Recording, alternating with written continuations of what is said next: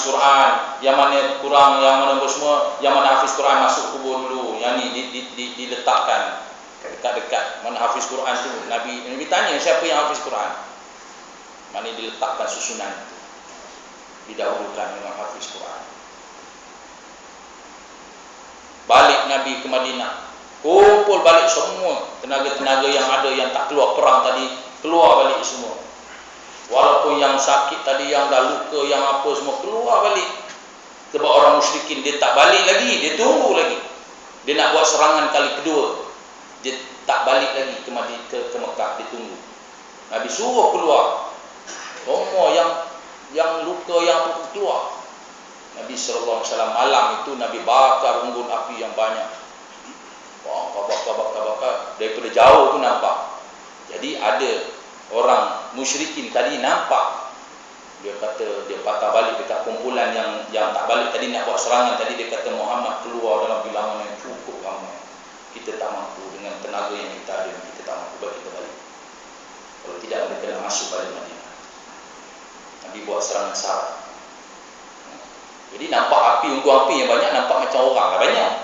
Orang tak ramai, tapi unggun api yang banyak tu, jadi psikologi dia tengok. Kalau unggun api satu tu, orang tu banyak ni, jadi dia kira orang mana. Kita tak mampu. Padahal tak larat dah. Tak larat dah. Lukanya, Nabi pun luka dan sebagainya, letihnya dan sebagainya. Dia nak selamatkan negara Islam. Islam bukannya sebar dengan serangan. Perang Tabuk, perang Khandaq, semua orang kafir datang nak serang Madinah. Dan Islam sampai dekat kita pun bukan dengan serangan, sampai ke tanah air kita.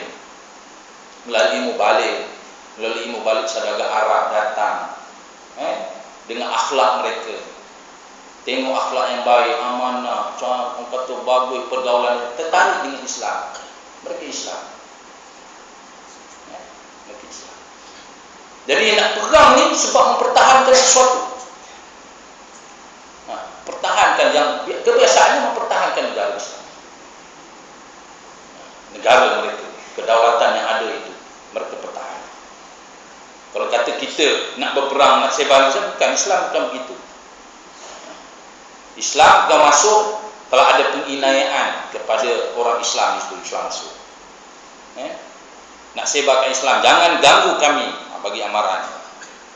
Itu ada menunjukkan kekuatan Islam. Tapi kalau Islam tu nak sebar, nak apa semua, terbukti apabila kita masuk dalam sebuah negara, negara orang musyrik itu tidak dipanggil kita menjajah, kita dipanggil al-futuhatul Islam, membuka Islam. Ada pula dalam sistem kita, sistem Islam itu jizyah. Mana kita menghormati orang yang bukan Islam berada dalam sebuah negara Islam. Kalaulah kita menyebarkan Islam dengan mata pedang, bunuh habislah orang kafir. Termasuk kita bunuh habis. Tidak.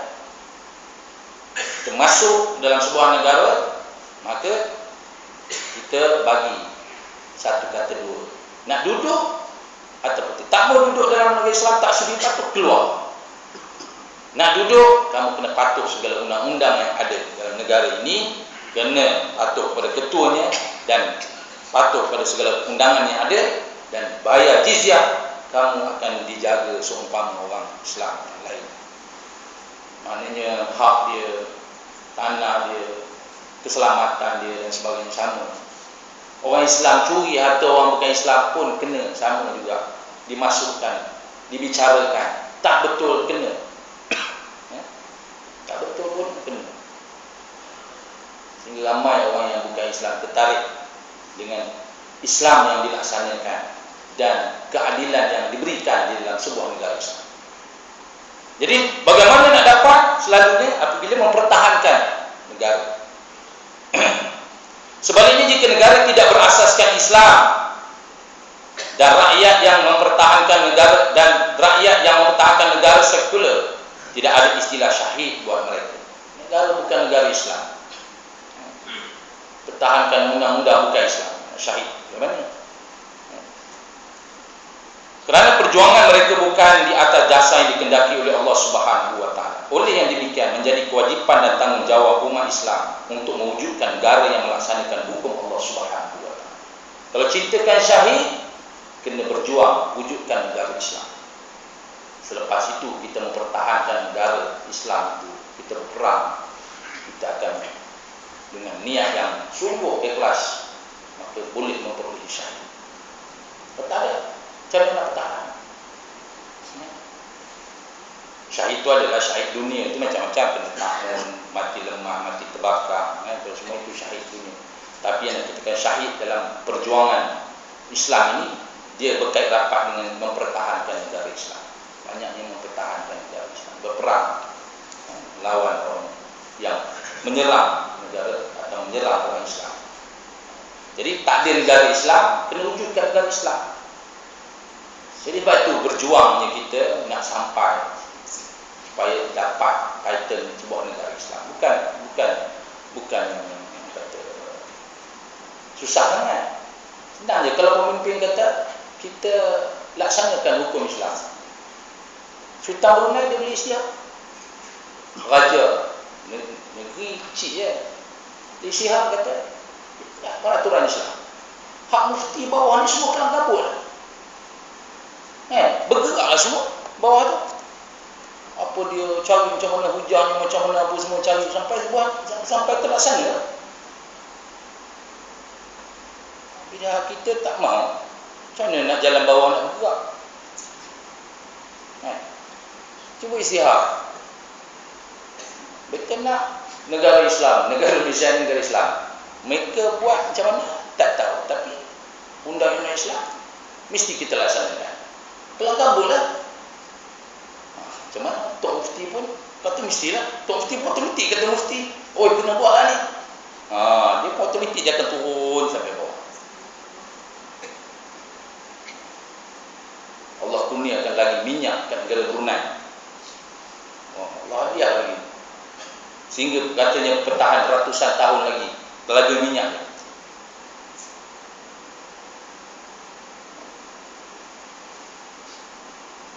Mufti kita ramai. Arab Saudi raja satu. Kita raja ramai. Mufti pun banyak. Tak boleh buat lagi. Tak boleh buat lagi. Repot. Jadi tuan-tuan kena pastikan benda ni kita berjuang untuk dapat laksanakan hukum Allah. Nampak gaya dia orang tak mau. Memang tak mau sebab tak ada usaha. Kalau ada usaha tu ada dah. Blueprint ni ada dah. Tapi blueprint pun tak nampak apa pun tak nampak. Memang tak mau. Orang kata sabarlah, benda ni tak, bukan boleh berapa rapah. Dia bagi upah mana dia? Mana dia blueprint nak buatnya? Kita benda ni tak boleh tergesa-gesa. Undang-undang Islam ni bukan boleh buat main ikut je. Nanti bukan main hak yang buruk ni. Okey. Kalau tak boleh buat sekarang, bila boleh buat?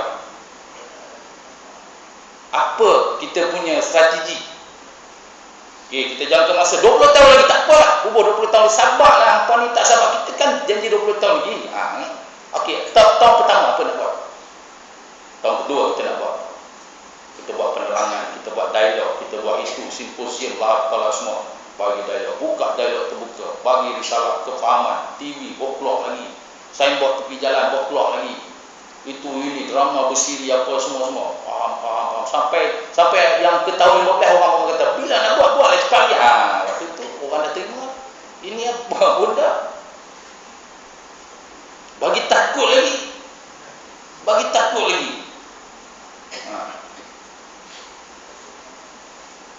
Kita pula ceramah bagi takut lagi. Dia pula kata kita, yang hampa tu kursi berapa jabatan ni nak buat negara Islam. Yang hang tu buat apa? Yang dia tu yang dah mengentah tu buat apa? Mana dia? Oh, kita nak buat kata mana apa boleh buat? Apa dah gabung dengan orang Cina apa semua? Dia kata kat awak, dia tak kata apa bila dia nak buat. Adakah Islam tu apa ada kita aja dia tidak? Kena ada usaha. Kalaulah kita nak kata kalau tidak first class nak duduk dalam syurga ni, tak tahu tak dapat kita. Sebab dia berkait rapat dengan pelaksanaan hukum Allah Subhanahu Wa Taala dan kita pertahankan. yaitu negara yang baik dan umatnya mendapat keampunan Allah Subhanahu wa taala. Insyaallah sekiranya mati dalam mempertahankan negara yang demikian itu, maka berarti syahid menanti kita. Pertahankan sebuah negara Islam.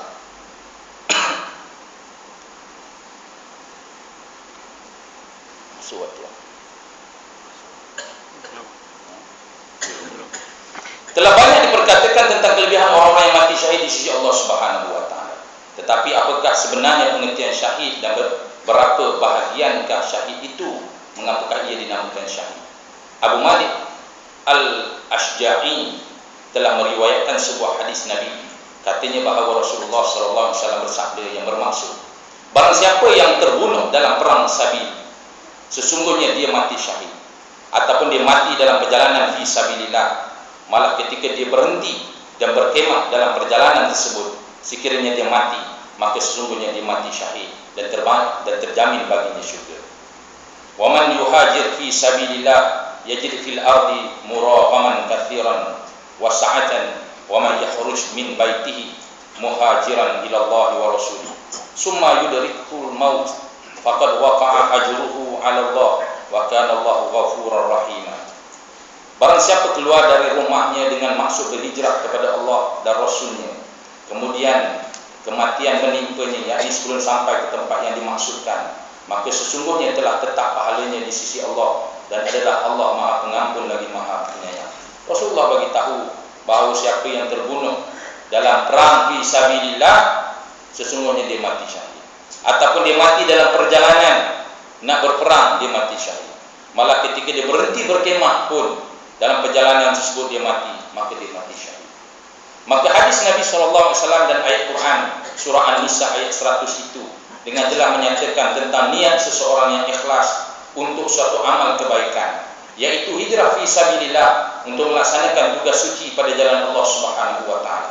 Sama ada dia terbunuh di medan perang atau ketika dalam perjalanan, bahkan ketika berhenti berkemah dalam kemah, maka baginya mati syahid dengan tetap mendapat ganjaran pahala di sisi Allah dan terjamin baginya syurga.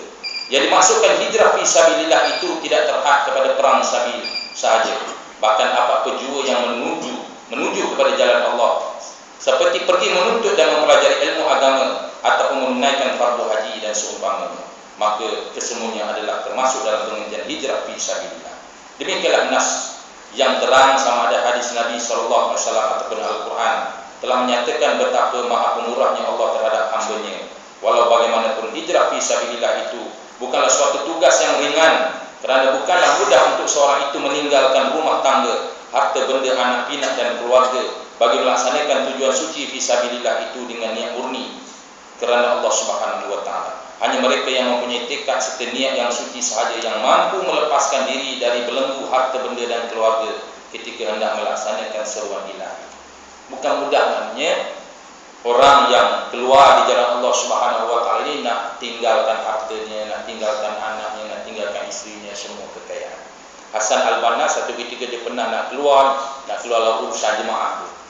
Penting dia nak keluar, anak dia sakit. Anak dia sakit, isteri kata, abang anak sakit, mau panas, anak sakit. Jadi dia nak keluar. Jadi sampainya dia berhenti sekejap. Kemudian dia kata balik isteri dia bagi tahu.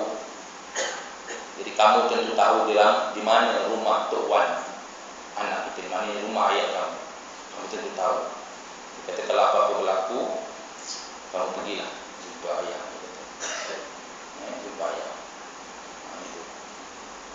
Kalaulah anak kita meninggal, kamu tentu tahu siapa yang boleh kamu rujuk untuk menguruskan jenazah anak kita. Itu pesanan Sang Al-Banna keluar. Maknanya urusan perjuangan itu lebih penting daripada apa yang ada di rumah. Di rumah itu apa yang ada.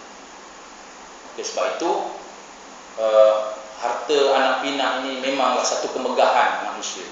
Harta satu kemegahan, anak pinak pun satu kemegahan. Tapi dia tinggalkan kemegahan ini, dia nak cari satu tempat yang memang susah, payah dan sebagainya. Tapi Allah Subhanahu wa taala hargai kalau pengorbanan ini keluar dengan dia mati di jalan Allah Subhanahu wa taala. Allah letakkan tinggi darjat orang yang mati di jalan Allah Subhanahu wa taala.